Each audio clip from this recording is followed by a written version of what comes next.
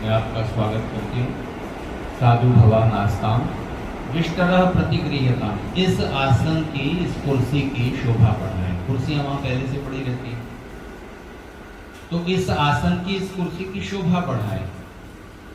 वो बैठने लगते हैं तो पुरोहित रोकते हैं, नहीं ऐसे नहीं। आपको एक आश्वासन अपनी पत्नी को देना पड़ेगा और फिर वो बोलते हैं कि मैं तुम्हें ये विश्वास देता हूं कि तुमने मुझे इस आसन पर, इस कुर्सी पर जो जगह दी है वो तो ठीक है, लेकिन इससे बड़ी बात यह है कि तुमने अपने जीवन में जगह दी, अपने मन में जो जगह दी है, मैं उसके लिए आभारी हूं। और मेरी कोशिश होगी कि मैं अपने प्रयास से तुम्हारे जीवन के सुख और शोभा बढ़ाता रहूं।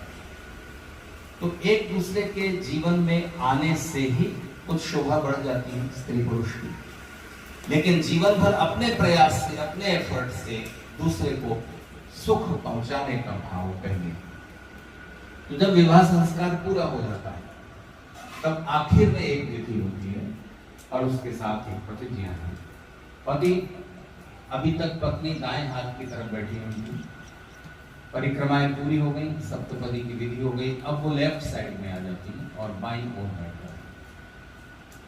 तो पति अपना सीधा हाथ पत्नी के हृदय के सामने करके कहते हैं कि मैं अपने मन को, अभी प्रतिज्ञा आप ध्यान से सुनिएगा, मैं आपसे सवाल पूछूंगा।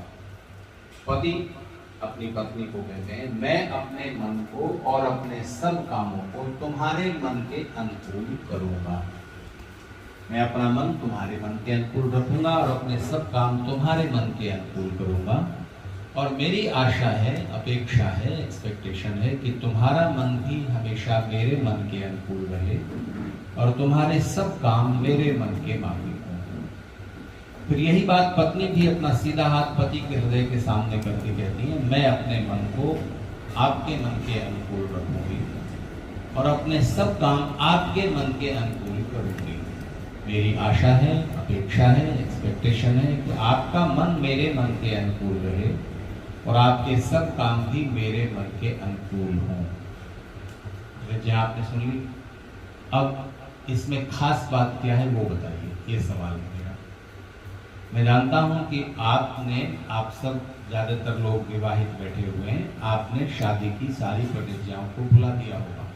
तो अब मैंने सुना दिया, आखिरी प्रतिज्ञा ये थी। तो इस प्रतिज्ञा में खास बात क्या है? एक दूसरे की सहमति से सभी कार्य करें। नहीं, ये खास बात नहीं है, ये बात